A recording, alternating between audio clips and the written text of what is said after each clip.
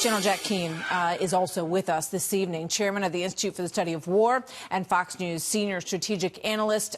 General, good to see you this evening. Thank you for being here. You know, I want to start with this. This is a soundbite from the former CIA director, Mike Morrell. Here's what he said about what we can all expect now. Watch.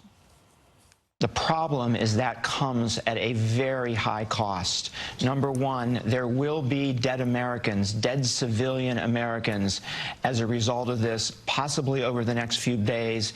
In any place where Iran has its proxies, Iraq is the most likely place, but also Lebanon, Bahrain, other places in the Middle East. General, do you agree with that? Well, I think the Iranians are going to retaliate, that's for sure. I mean, they as much stated it. What's going on with the Iranians, so our viewers can understand, this civil unrest driven by the sanctions has really got the Iranians back on their heels. It spiked in November. And there is nothing more threatening to their regime than their own people. Yeah. And that's what has got their concern. And they're determined to create as much crisis as they can for the international community to put pressure on President Trump to back off the sanctions. And that is why, as you mentioned in the introduction with a former previous guest, why they have been escalating military actions to create that crisis to pressure the president.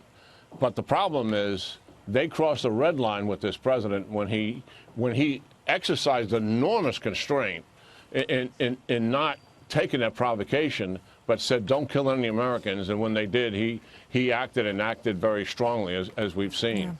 Yeah. You know, the suggestion that there's no strategy is one that you hear a lot. We started hearing it last night and all through today. But it strikes me that it was obvious that in the prior administration, the strategy was to negotiate, to deal, and to try to create an environment that de-escalated through that avenue.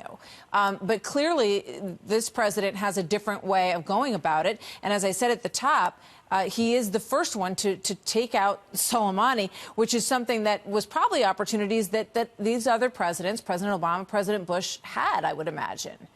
Yeah, there is a definite strategy here.